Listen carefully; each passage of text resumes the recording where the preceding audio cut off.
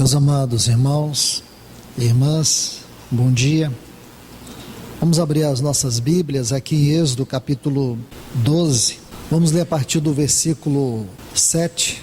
Tomarão do sangue e o porão nas ombreiras e nas vergas das casas em que o comerão. Naquela noite comerão a carne assada no fogo e pães sem fermento, com ervas amargas o comerão. Não comereis deles cru nem cozido em água, senão assado no fogo. Sua cabeça, seus pés e suas entranhas. Nada deixareis dele até amanhã, e o que dele restar pela manhã queimareis no fogo. Assim comereis os vossos lombos cingidos, vossos calçados e vossos pés, e vosso cajado nas mãos, e o comereis às pressas. É a Páscoa do Senhor. Pois eu passarei naquela noite pela terra do Egito, e ferirei todo o primogênito na terra do Egito, tanto dos homens como dos animais. Executarei meus juízos sobre todos os deuses do Egito. Eu sou o Senhor. E o sangue vos será por sinal nas casas onde vós estiverdes. Quando eu vir o sangue, passarei longe de vós, e não haverá entre vós praga de morte, quando eu ferir a terra do Egito. Esse dia vos será por memorial, e o celebrareis como festa solene para o Senhor, durante vossas gerações, por estatuto perpétuo celebrareis. Hebreus, capítulo 11, e o versículo 28. Desde o versículo 23 deste capítulo, ele está falando sobre a fé de Moisés. Agora observe o versículo 28. Pela fé, celebrou a Páscoa e a aspersão do sangue, para que o exterminador dos primogênitos não lhes tocasse. Amém. Muito bem, meus amados em Cristo. Vamos orar, pedir ao Senhor que derrame sobre nós a sua doce, santa, rica e poderosa palavra. Pai, em nome de Jesus, mais uma vez em teu nome nós estamos reunidos. Pedimos ao Senhor que nesta manhã de celebração, de adoração, de louvor ao teu nome, neste culto que nós oferecemos a Ti com temor, onde vemos a nossa necessidade de compreender o profundo significado destes elementos, do vinho e do pão, que nos fala do Teu corpo que foi esmagado, que nos fala da Tua vida que foi derramada.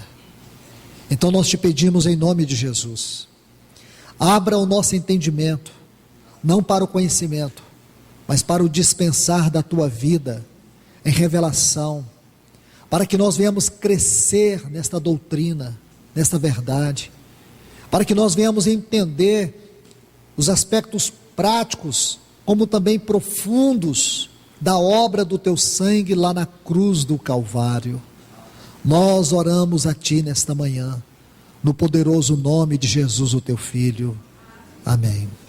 Meus irmãos, essa passagem de Êxodo capítulo 12 é uma das mais importantes na história do povo de Israel. Aqui nós nos deparamos com aquele grande acontecimento, quando na noite antes da saída do Egito, Deus está prestes a derramar a última taça do seu juízo sobre aquela terra.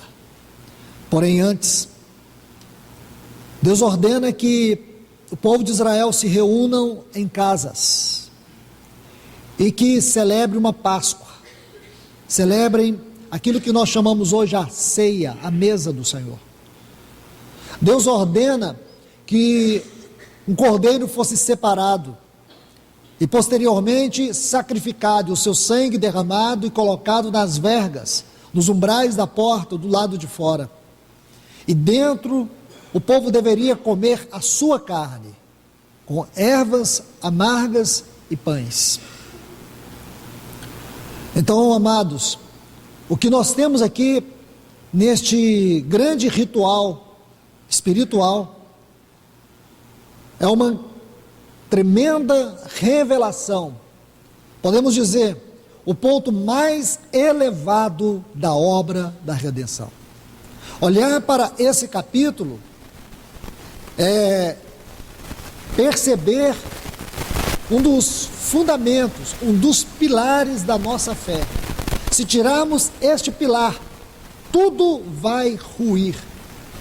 Não há como dizer que temos fé, não há como você perceber a graça de Deus na sua palavra, seu amor revelado, sua misericórdia derramada. Sem este fundamento, tudo está perdido. E que fundamento é este? O sangue do Cordeiro. O Novo Testamento, de ponta a ponta, aborda este assunto com uma grande profundidade, revelação, supremacia e glória. Um cristão que não compreende a eficácia dessa doutrina, sua realidade, pode dizer que crê, sua fé não tem fundamento, sua fé ela vai ruir na primeira prova. Pode dizer que recebeu a palavra de Deus, é como a parábola do semeador, vindo as provas, vindo as lutas, as dificuldades. Esta palavra não vai ser eficaz. Quantas pessoas nós vemos uma fé meramente religiosa? Quantas pessoas nós vemos um coração duro? Não penetra a palavra de Deus. Quantas pessoas a palavra de Deus aparentemente penetra, mas qualquer obra do inimigo é capaz de roubar sua eficácia? Quantas pessoas dizem ter a palavra de Deus no seu coração, porém na hora das provas, tudo desaparece? Qual é o problema com a nossa fé? Qual é o problema com a palavra de Deus na nossa vida? Não compreendermos o verdadeiro significado espiritual do sangue de Cristo Jesus. Possivelmente, muitos dos que estão aqui sentados nesta manhã jamais gastaram um minuto da sua vida ponderando sobre o real valor e significado, e também a natureza daquele sangue que há 2000 anos foi derramado lá na cruz do Calvário. Possivelmente haja pessoas aqui nessa reunião, mesmo cristãs, mesmo tendo recebido a palavra, passado pelas águas, comem o pão, bebem do vinho, todos os primeiros dias da semana, porém tem uma visão rasa, ou talvez superficial acerca do sangue. Eu quero te encorajar, se possível for, a partir de hoje, você gastar tempo de meditação e de oração sobre o real valor do sangue que Cristo derramou para te resgatar eternamente da condenação do inferno. Sem este sangue, nós não temos nada no que diz respeito à fé e à palavra de Deus, ou tudo o que acharmos que temos ainda está numa esfera meramente superficial. Então, por favor, deixe-me colocar, eu gostaria que nesta manhã gastássemos mais tempo lendo a palavra do que expondo a palavra. Deixe-me mostrar algumas porções da palavra de Deus que fazem referência a este sangue. E vamos começar de maneira bem elevada no que concerne a Bíblia Sagrada. Primeiro, vamos ver o que o nosso Senhor Jesus fala do seu sangue. Poderíamos começar por aqui. Talvez alguns possam até questionar por que a gente não começa lá dos princípios elementares. Irmãos, por incrível que pareça, o assunto do sangue não tem esfera superficial. Tudo que concerne este assunto está do ponto de vista mais elevado que você pode imaginar. Lembre-se da primeira palavra, onde nós vimos o Cordeiro eterno em Deus, o Cordeiro que estava cravado dentro de Deus antes do mundo ter sido criado. Antes mesmo que houvesse o homem criado, qualquer ser criado, havia dentro de Deus um Cordeiro. Este foi o primeiro assunto baseado nesse capítulo 12 de Êxodo. E agora, você vê isto, não tem como nós meditarmos nisso se não for de forma tão elevada, porque o valor deste sangue é incalculável. O valor deste sangue é incalculável. É o valor de Deus. O preço que Deus colocou é o da sua própria vida, não é o valor dos nossos pecados. Deus não pagou com a sua vida o que vale os nossos pecados. Nossos pecados valem o inferno, vale a condenação eterna. Porém Deus superabundou no seu amor para conosco. Ele deu sua vida por pessoas miseráveis, condenadas ao inferno. Então você tem que ver a partir daí como Deus te ama, como Deus te ama. O cúmulo do pináculo da tragédia é uma pessoa entrar no inferno, saber que foi eternamente amada por Deus e ter desprezado este amor. Este é o cúmulo do pináculo da tragédia. É uma pessoa estar lá no inferno, sabendo que foi eternamente amada por Deus. Vamos ao ensino do nosso Senhor Jesus, o que Ele ensinou acerca do seu sangue. Então, por favor, vamos ler alguns textos no Evangelho de João, capítulo 6, se você quiser me acompanhar. Deixe-me mostrar estes versículos para vocês, iniciando no versículo 53, Evangelho de João, capítulo 6 e o versículo 53. Peço a todos vocês, procure capturar toda a força desses versículos. João 6,53 diz: respondeu-lhes Jesus, em verdade vos digo, se não comerdes a carne do Filho do Homem, agora observe, e não beberdes o seu sangue, não tendes vida em vós mesmos. Se não beberdes o meu sangue, não tendes vida em vós mesmos. Por isso, irmãos, a mesa, a ceia do Senhor não é ritual.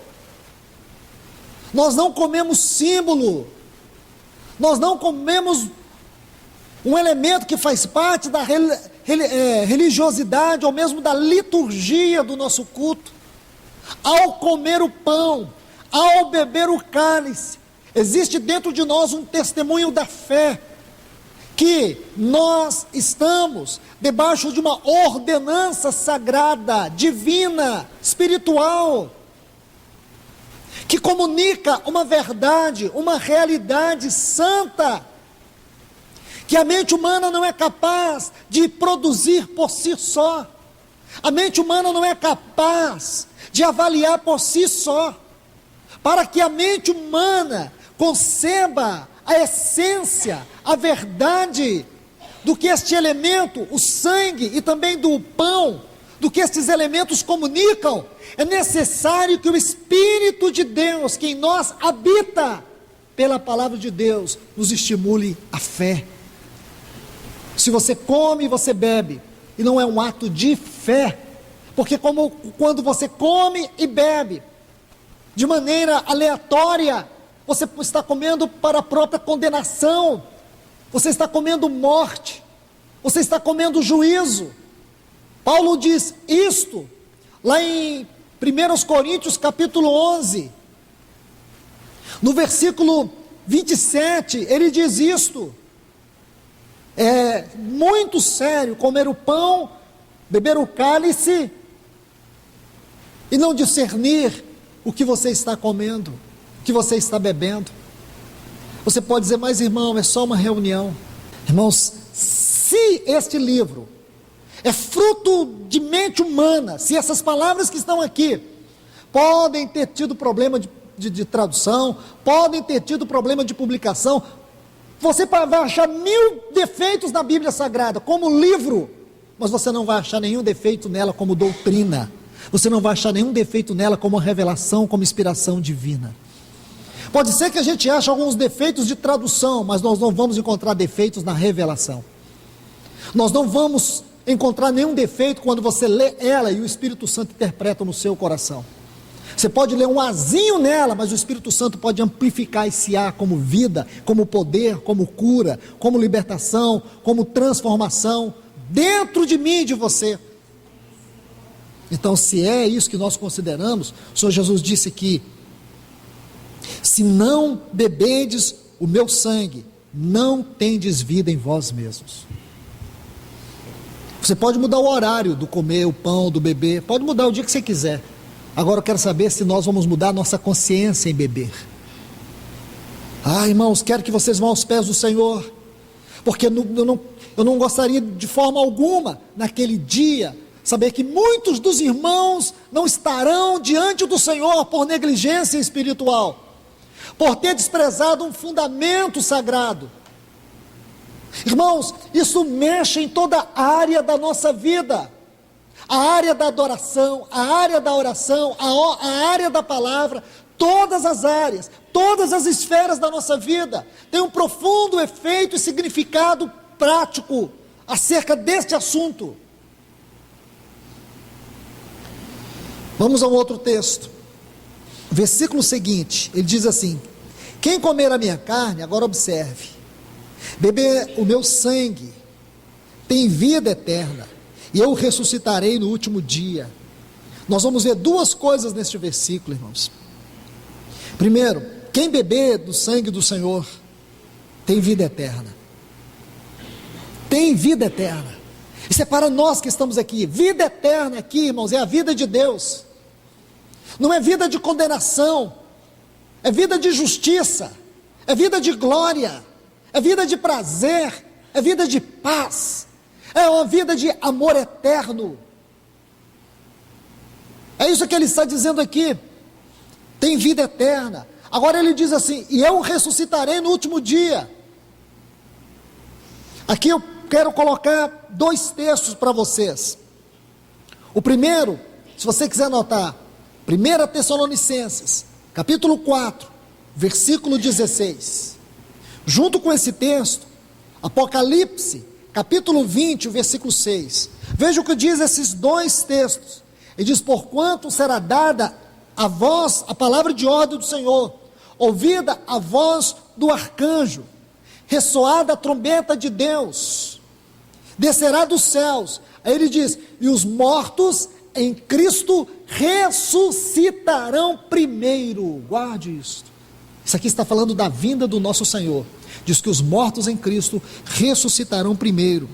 Aí Apocalipse, capítulo 20, versículo 6, ele diz assim: bem-aventurado e santo é aquele que tem parte na primeira ressurreição. Haverá uma ressurreição, irmãos. Haverá uma ressurreição. E essa ressurreição diz respeito a todos aqueles que morreram em Cristo, os nossos amados que já estão em Cristo, já estão lá, eles não estão no inferno, porque eles foram salvos por este sangue é a garantia que eles não foram para o inferno. E ainda, irmãos, é para nós que estamos aqui, saber que este sangue é a certeza que temos vida eterna em Cristo Jesus. Porém, também, qual é a certeza que eu e você temos? Que se partirmos hoje, se formos estar com Cristo hoje, pelo caminho da morte, como que eu posso ter alegria nessa morte? Ou mesmo quando perdemos alguém que amamos, e é uma pessoa salva, qual é a alegria? Onde está o fundamento da nossa alegria? Neste sangue. Porque o Senhor diz que quem bebe deste sangue tem a promessa da ressurreição. Não é pouca coisa, meus irmãos e irmãs, não é. Vamos aqui ao versículo 55. Pois minha carne é a verdadeira comida. Aí ele diz: o meu sangue é verdadeira bebida. Nós não estamos bebendo agora, quando pegamos este vinho e bebemos, nós não estamos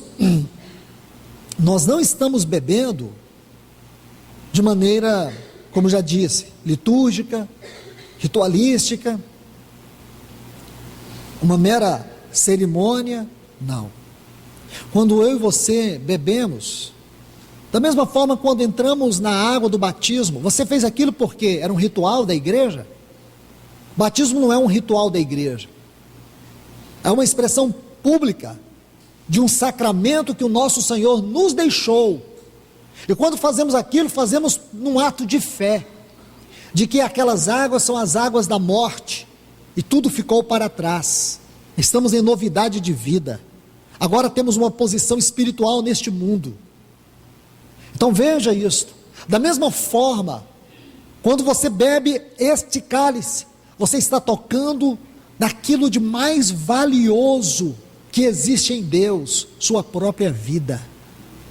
Deixe-me dar um texto aqui para vocês. Atos 20 e 28.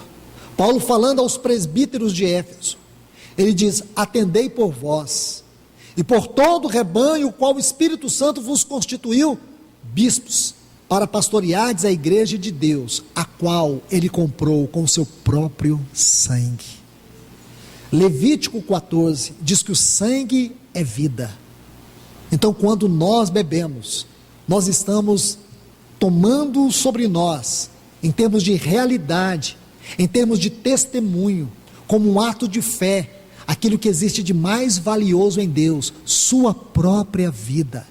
Aí Jesus diz assim: o meu sangue é a verdadeira bebida. Assim como ele disse: eu sou o caminho e a verdade, o seu sangue também é a verdade, é a verdadeira bebida. Por quê? Porque ela tem um efeito eterno na nossa vida. Ela tem um efeito que nenhuma outra bebida tem. Não há uma bebida mais saudável para o homem do que o sangue de Cristo Jesus. Ele não somente derramou aquele sangue, e aquele sangue não ficou apagado na história. Aquele é um sangue que trabalha até hoje. Aquele é um sangue que trabalha por toda a eternidade. A única razão de dizermos que Deus está neste lugar, a única razão que você pode estufar o peito e dizer: eu sou livre, eu não estou morto, eu não estou morta dos meus delitos e pecados, porque este sangue ainda trabalha entre eu, você e Deus. Versículo 56, ele diz: quem comer a minha carne, beber meu sangue, permanece em mim e eu nele. Este sangue é o sangue que nos leva a permanecer em Cristo e fazer com que Cristo permaneça em nós. Perceba, irmãos, o poder deste sangue não tem somente a ver com os nossos pecados, tem a ver com toda a nossa vida, em todas as esferas.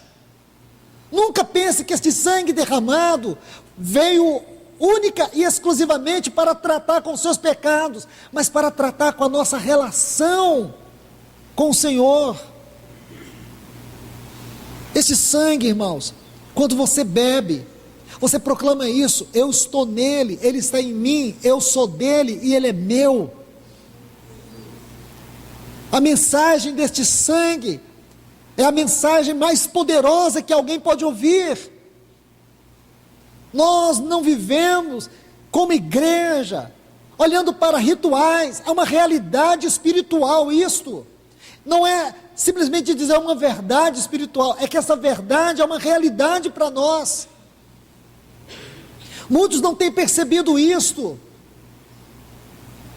O último texto está agora em Lucas capítulo 22, e o versículo 20, ele diz: semelhantemente, depois de cear, tomou o cálice, dizendo: este é o cálice da nova aliança no meu sangue, derramado em favor de vós. Que frase é esta? Que frase é esta? Meus irmãos, não vou entrar em muitos detalhes dela, mas apenas para dizer para vocês que o sangue foi primeiramente derramado para nós e depois dado a nós. Quero que você atente para esta declaração. O sangue foi primeiramente derramado para nós, depois dado a nós. Agora ele é nosso.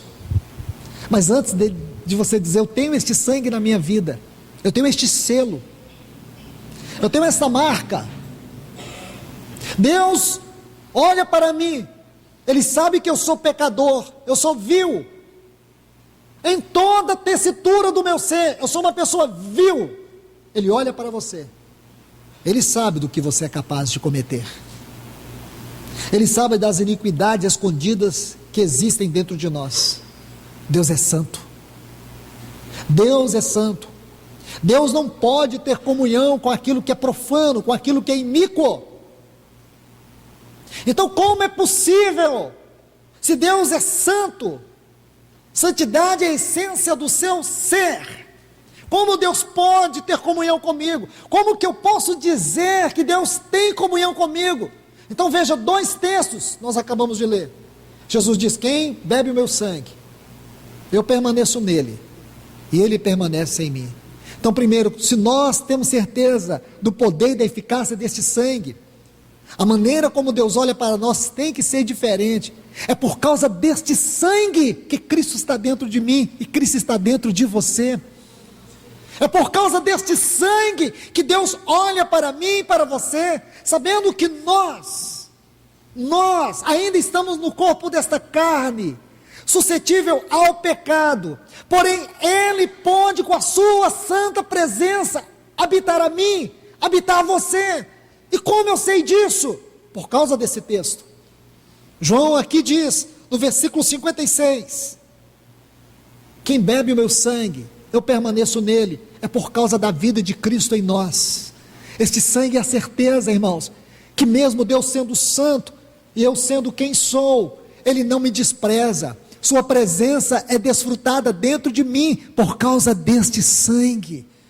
Duas coisas precisam ser vistas juntas: o derramamento do sangue e o derramamento do Espírito. Primeiro Deus derramou o seu sangue, depois Ele derramou o seu Espírito. Primeiro o sangue teve que ser derramado, depois o Espírito teve que ser dado. Então primeiro o sangue veio para nós, por causa das nossas necessidades e por causa das exigências de Deus. Deus tinha que satisfazer duas coisas: primeiro, suas exigências, e segundo, Ele teve não apenas que satisfazer suas exigências, mas também tratar com as nossas carências.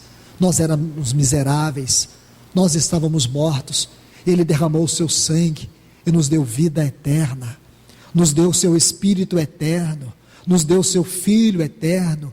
Deus se derramou para dentro de nós, e a certeza que eu tenho disto é que o sangue fala diante de Deus da grande obra que foi feito em nosso favor. Agora, meus irmãos, se você quer estudar sobre o sangue de Cristo Jesus, você precisa estudar a Epístola aos Hebreus. Não há nenhum outro livro na Bíblia que exponha de forma doutrinária, com tanta amplitude, profundidade, grandeza, largura, Não há nenhum outro livro da Bíblia que trata deste assunto com tantas particularidades preciosas. Se queremos aprender sobre as insondáveis riquezas do sangue de Cristo Jesus, Epístola aos Hebreus. Mas não é tão simples assim, irmãos. Porque você pode pegar as 20 citações sobre o sangue nesta epístola, 20 citações. E se você pegar apenas os 20 versículos que falam sobre sangue em Hebreus, você não vai conseguir extrair toda a doutrina. Você precisa da ajuda do Espírito Santo. O Espírito Santo vai te mostrar que este sangue, neste livro, de maneira muito especial, está colocado como em quadros, ou em cenas, ou como um grande quadro, que tem uma grande e linda pintura, e cada texto compõe uma parte. Então você precisa entender cada uma dessas seções, cada uma dessas figuras, cada uma destas cenas, para você compreender o assunto sangue na Epístola aos Hebreus. Não vai ser possível concluir isso hoje, mas pelo menos introduzir um pouco sobre isso. Vamos ver o assunto sangue na Epístola aos Hebreus. Depois da ressurreição e ascensão do nosso Senhor, uma coisa que sabemos é que o nosso Senhor Jesus, ele passou a ser conhecido não segundo a carne, mas segundo a revelação do Espírito Santo. Todo conhecimento sobre ele, sobre a pessoa do nosso Senhor, era por meio da revelação do Espírito. E há um detalhe aqui, é que a fé promovida pelo poder da palavra em nós, é que substantifica, é que traz a realidade sobre a pessoa do Senhor. E o Espírito Santo, ele vem magnificar, ele vem glorificar Cristo, por meio da fé e da palavra. Então agora, você tem que entender que tudo quanto era simbólico, tudo que era figura, tudo que era tipologia, no Novo Testamento, passou. Não há mais símbolos no Novo Testamento. E aqui eu creio que vocês devem estar questionando, e o sangue, e o pão, eles não são símbolos? Você não pode ver o pão e o vinho como símbolos, porque se você vê isso aqui como símbolos, você está com a mentalidade lá do Antigo Testamento. Tudo que estava no Antigo Testamento, aquele sangue nos umbrais, era símbolo, era uma tipologia, agora é realidade. Então nós não comemos o pão e nem bebemos o vinho por tipologia, por ritual. Nós comemos e bebemos porque dentro de nós existe uma realidade que comunica esta verdade, que dá testemunho dessa verdade. Aquele povo estava debaixo dos cuidados de Deus, porém aquilo era simplesmente uma sombra de uma realidade futura. A Epístola aos Hebreus fala disso com muita propriedade. Se você quiser um capítulo, eu te dou. Estude o capítulo 8 e depois acrescente o capítulo 9, mas por favor, irmãos, não gaste 5 minutos para isso. Se você for ler para gastar 5, 10 minutos, então desista. Gaste uma semana só com esses 2 capítulos, só com esses 2 capítulos. Leia eles até o Espírito Santo começar a ler sua vida, começar a falar na sua vida. Veja aquele capítulo até o Espírito Santo conseguir penetrar dentro de você e te mostrar o efeito, o poder, a vida e a glória desses 2 capítulos, especialmente no que concerne o sangue. O sangue é um símbolo para muitos, porém para nós, o sangue, o vinho, que prefigura o sangue, nos fala de uma realidade interior. Guarde isto. O sangue nos fala de uma realidade interior. Agora, por favor, vamos estudar aqui algumas dessas ocorrências, não vamos poder ver todas. Quando você estuda a Epístola aos Hebreus, acerca do sangue, você vai ver que este assunto trata de 3 coisas basicamente.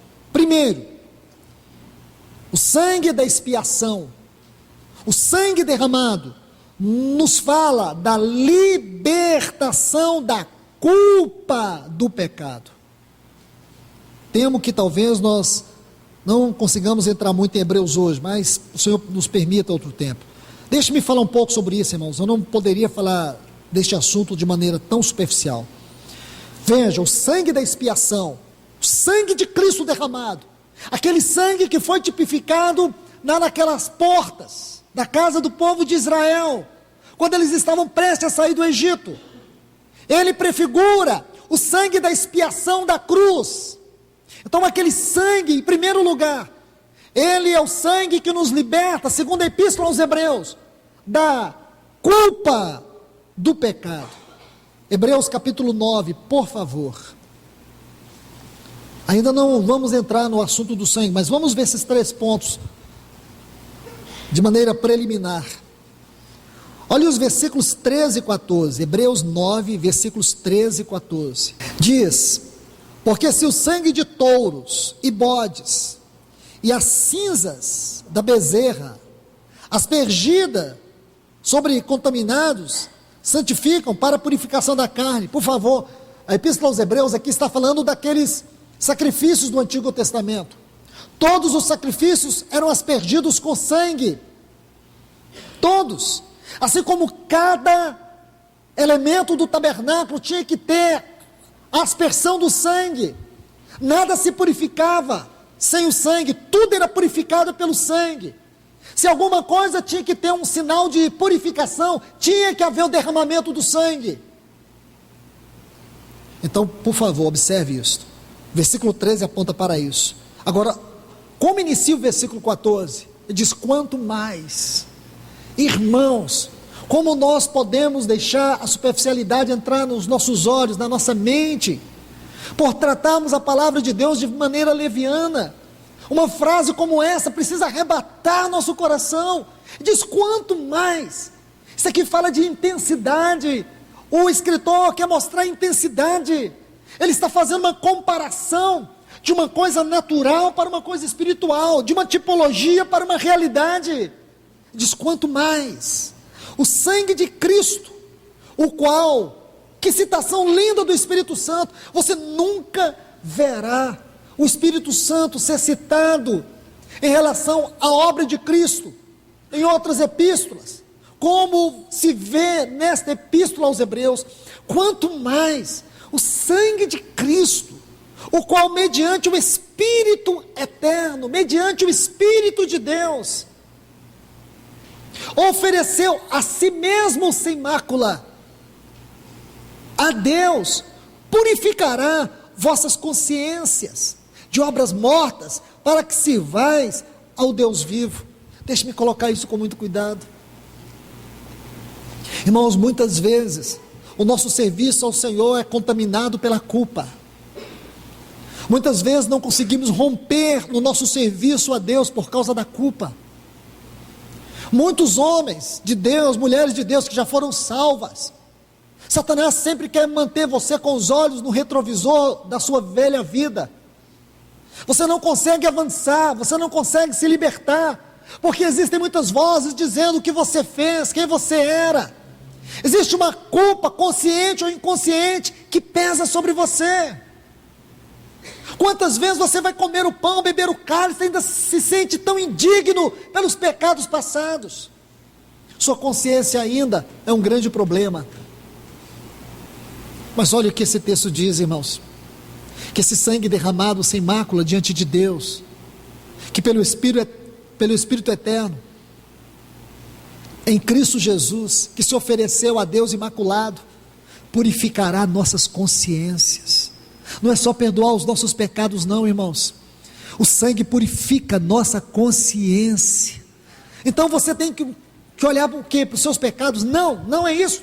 Porque todas as vezes que você olhar para os seus pecados, o que você vai ter? Culpa. Todas as vezes que você olhar para trás para os seus pecados, o que você vai ter? Acusações. Então o que o Espírito Santo está dizendo para você? Não olhe para o seu pecado, olhe para o sangue de Cristo Jesus. Estão vendo? Este é o primeiro assunto. O segundo, irmãos, Porque o sangue derramado, aqui nesta epístola aos Hebreus, este sangue derramado, ele nos livra do poder da morte. A morte tem um poder terrível. A morte tem um poder de destruir, de trazer tristeza, de acabar, de lacerar com as pessoas. Não somente a morte no sentido físico, mas também espiritual e eterno. A palavra morte aqui abrange esses três aspectos: morte física, morte espiritual e a morte eterna. Então é muito pior do que você pensar numa pessoa dentro do caixão, porque morte fala da total separação de Deus.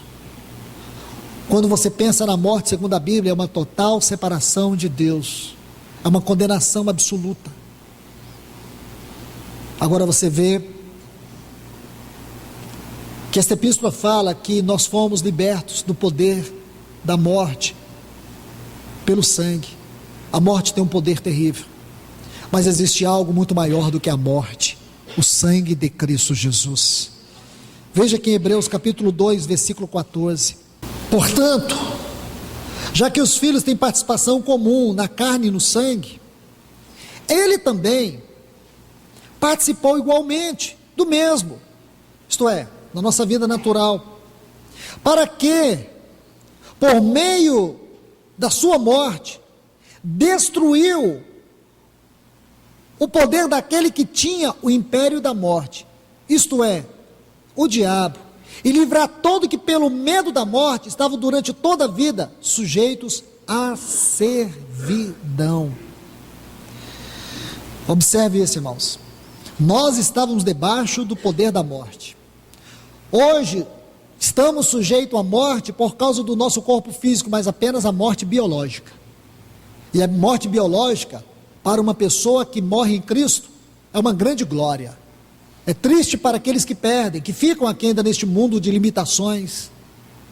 Mas para aquele que está em Cristo, e ele parte pelo caminho da morte, irmãos, se fosse perguntar para os nossos irmãos que já estão lá, se eles querem sair da sepultura para voltar para esse mundo, nenhum deles. Ninguém. Meus irmãos e irmãs, sabe por quê? Nós não precisamos ter medo do pavor da morte, no sentido eterno, no sentido absoluto da palavra. É porque aquele Cordeiro foi lá na cruz e derramou todo o seu sangue e destruiu não somente a morte, mas aquele que tinha o poder sobre a morte, o diabo. Então, falar deste sangue, cantar este sangue, tem que ser uma glória para a igreja do nosso Senhor Jesus. E por último, o sangue de Cristo tem o poder de nos livrar do castigo eterno do pecado. O pecado nos colocou numa condição de condenados eternos. Todos nós aqui nascemos pecadores, condenados eternamente. Ninguém nasceu pecador eleito. Nascemos pecadores condenados. Agora, irmãos, o que mudou na minha vida e na tua vida? Por que nós não temos medo do castigo eterno? Por que em mim e em você reina a paz? Por quê? A epístola aos Hebreus vai nos mostrar.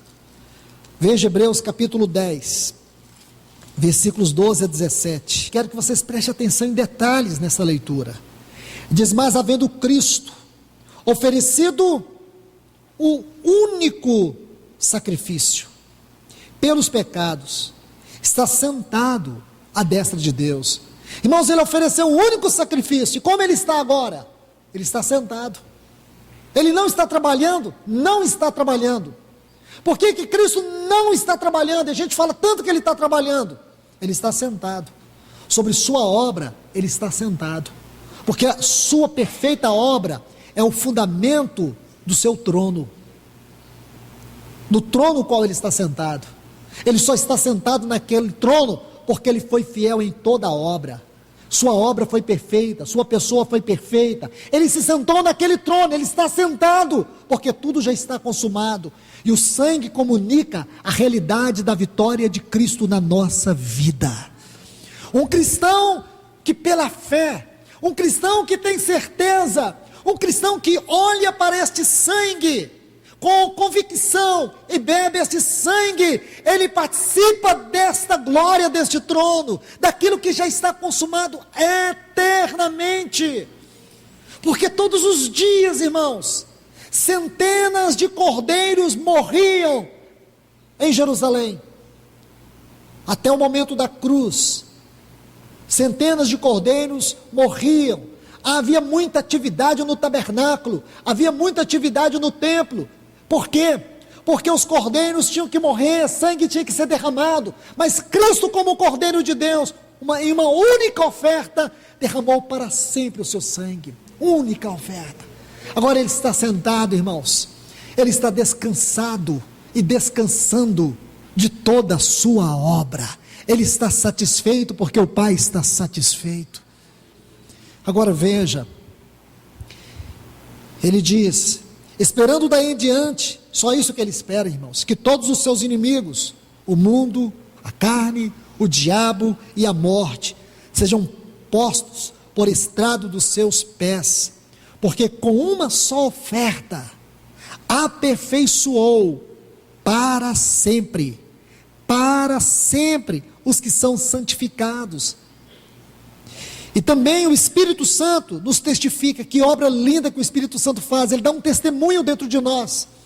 Este Espírito Santo é o Espírito do testemunho de Deus em nós, porque depois de haver dito, esta é a aliança que farei com eles, depois daqueles dias, diz o Senhor, porei minhas leis em seus corações, e as inscreverei em suas mentes, e acrescenta, e nunca mais me lembrarei dos seus pecados e iniquidades, pois onde há perdão dessas coisas, não há oferta pelo pecado. Por que não há, irmãos? Porque uma única oferta foi feita há 2000 anos atrás, e aquele mesmo poder daquele dia sobre aquela oferta, está ocorrendo na minha e na tua vida agora diante de Deus. Então não há condenação para aqueles que estão em Cristo Jesus. Não há castigo eterno nenhum. Hoje nós podemos dizer que estamos eternamente perdoados, por causa deste sangue, por causa desta obra. Então que dia deve ser esse dia hoje para mim e para você? A minha pergunta é, que hora é esta, irmãos? O que significa reunir aqui hoje? Nós podemos ter nossas decepções pessoais, nossas tristezas pessoais, e creio que todos nós temos motivo para isso.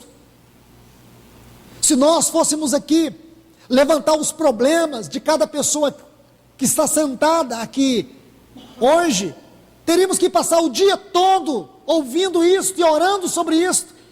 Mas eu quero te falar, nós não estamos aqui reunidos para pedir algo para Deus, nós estamos aqui reunidos para dar algo para Deus. Essa reunião não é uma reunião de pedir, é uma reunião de dar, e nós devemos dar, irmãos, com toda a nossa força, com a nossa fé. Nós devemos glorificar ao nosso bendito Deus, nós devemos adorar a Ele, por causa deste sangue derramado, porque o destruidor não tem poder sobre nós, porque Deus entrou em aliança conosco através desse sangue, e esta aliança não pode ser quebrada. E mesmo que você e eu sejamos infiéis, Ele é fiel, porque esta aliança não está baseada na nossa fidelidade, mas na fidelidade dEle. Esta é a nova aliança. A primeira aliança mostrava a incapacidade do homem. A primeira aliança, o homem não foi capaz de cumpri-la. Antes mesmo que ela fosse promulgada diante das pessoas, ela já havia sido quebrada pela infidelidade do povo. Porque a lei, ela mostra tanto quem Deus é, como também nos mostra quem nós somos. Mostra que Deus é santo e mostra que somos pecadores. A lei veio para provar nossa culpa, nossos pecados, nossa condenação. Aí, irmãos, aquela aliança passou, Deus agora trouxe para nós a nova aliança, aliança que foi baseada no seu sangue, na sua fidelidade, na sua justiça, na sua santidade, na sua glória. E eu e você, nesta aliança nós entramos com o quê? nós entramos com as nossas misérias, entramos com os nossos pecados, entramos com as nossas mortes, entramos com aquilo de mais vil que existe em nós, entramos com isso. Como é possível a aliança dessa? Essa aliança, irmãos, ela foi feita entre Deus e Deus mesmo, e nós fomos os beneficiários. Houve um testador, o livro de Hebreus vai mostrar isso. Houve um testador, e o testador é Cristo, aquele que esteve entre eu, você e Deus. Ele veio e promulgou esse testamento. Irmãos, como é possível isso? Como é possível explicar isso? 3 palavras explicam isso: o amor de Deus, a graça de Deus, a misericórdia de Deus. Então nós temos que adorar o Senhor com fé. Um pecador lá no seu mundo de trevas jamais pode compreender isso. Ele pode receber isso, mas ele não pode compreender de si mesmo. Meu irmão e minha irmã, se você não entende o que é isso, se você não compreende o que é isso, você tem que orar a Deus. Não perca esta oportunidade, porque amanhã você não vai lembrar. Você não vai lembrar. Talvez aqui esteja a explicação para a superficialidade da sua vida espiritual.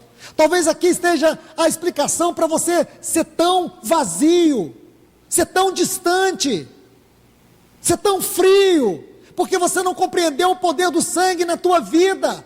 Você não compreendeu essas verdades eternas. Aproveite agora, ore a Deus e peça que o Espírito Santo te dê revelação dessas verdades. Você vai ver, a sua vida vai mudar.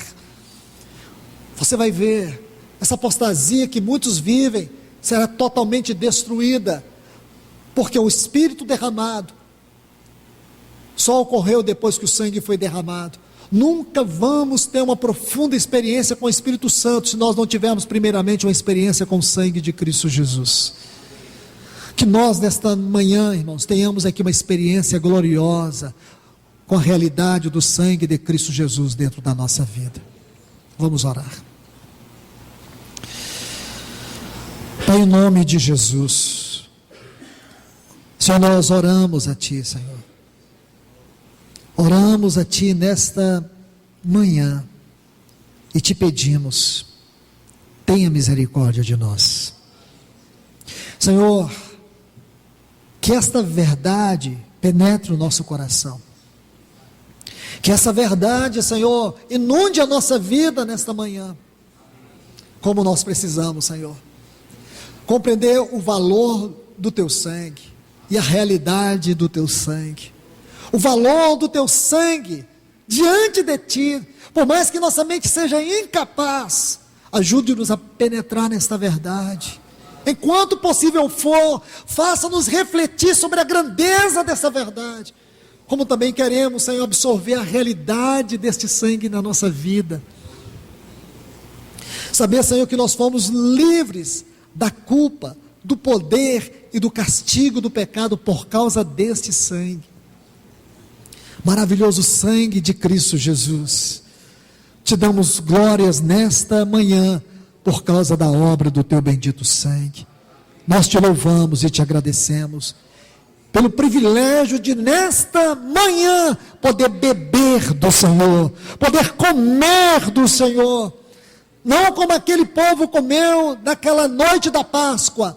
Agora, Senhor, comer nesta manhã da ressurreição, saber que o Senhor ressuscitou. Agora o Cordeiro não apenas morreu, o Cordeiro está eternamente vivo. Nós comemos e bebemos deste Cordeiro vivo, deste Cordeiro que está sentado no trono.